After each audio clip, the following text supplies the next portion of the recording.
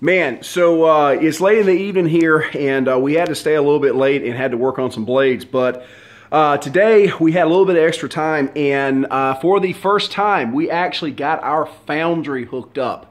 And this is the first time I'd ever fired it. Kitty, you really don't want to get in there. But anyway, we had a bunch of copper piping that we got from some people, some people's. And man, let me tell you, if you look over my shoulder, look at that. Here, let me, yeah, here, go, check it out. That's Chris. Chris is our intern from Tennessee, but check this out. Let me drop this down here. Look at that. Look how beautiful copper ingots. That is just so super cool. You know, I haven't had a whole lot of chance to play, but the thing about this copper is it's forgeable. And so you can hammer this stuff out into bars and forge it just like you do iron. Very few people do because it's so dad-blame expensive, but it makes really, really pretty stuff. So I am stoked. The Foundry, again, did good. These Foundries were originally designed to run on natural gas. We had to switch it a little bit, had to tinker with it just a little bit to get it run off of LP, but it worked out. And man, I'm pretty stoked. But so in the coming days, we'll have some forgings. Hopefully, when we get done with some blades here and get a little bit of money rolling, we'll have some time to play, show you guys the good stuff. You guys take care. See you later. All right, guys. So what's going on is we have been scrapping copper. I've had copper accumulated for a very long time, and we finally got our Foundry up and running.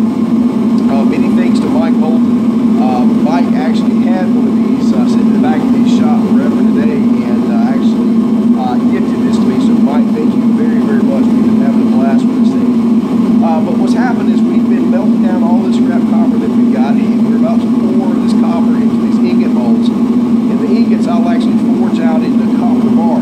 But there was a video a couple months ago about, I can't remember if it was the Backyard Scientist or some idiot in a Hawaiian shirt that was actually pouring thermite in shorts in a Hawaiian shirt. And so guys, let me tell you, I love blacksmithing, and for the most part, blacksmithing is pretty safe. As long as you don't lick the glowing end, you're fine. Molten metal is a whole other thing, and so if you guys get into casting stuff, you must have the proper protective gear. This is actually a firefighter's jacket. I had to beat the crap out of a firefighter to get it. I got his jacket, his pants, and most of his clothes, but he managed to get away with his hat. So if you see a firefighter running down the road with his winger hanging out, that hat is mine, son. But anyway, we're going to get stitched up here, and I'm going to come over and start pouring these ingots.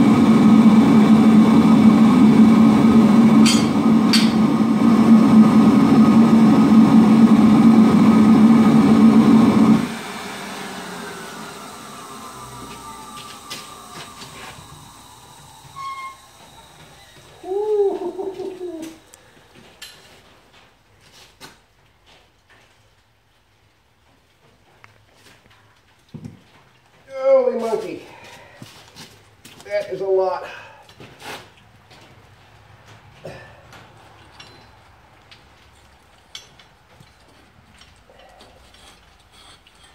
Okay.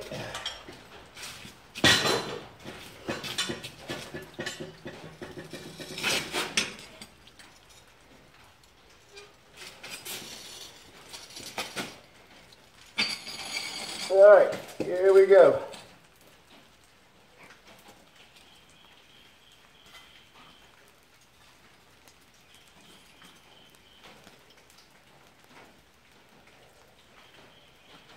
There's one.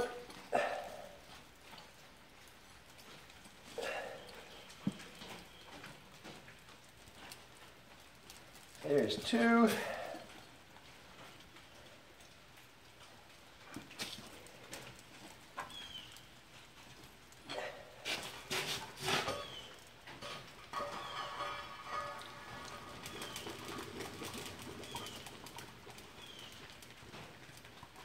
And there we go. All right, so guys, like I said, the heat that's coming off of this is crazy. You know, this is molten metal, so just like if it was iron, you know, it's some pretty serious stuff. So what's going to happen now is we'll kind of drag these outside and let these cool.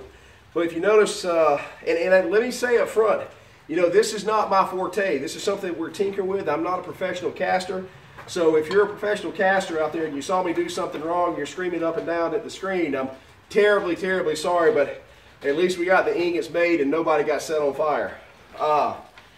This is cool stuff because, here, come on, let's go on inside here. Let me show you this. If I'm screaming at you, I'm sorry. I've still got my earplugs in. Let me take them out. I might be able to talk in a normal voice. Sorry about that. So these are the blocks that we've been making right here. And what I'll do is I'll take these and actually forge these into copper bars. And copper is stupid expensive, of course. And but man, we're going to be able to do some cool stuff with this. I think there's a door pull I'm going to end up doing out of this piece. This was an incomplete pour.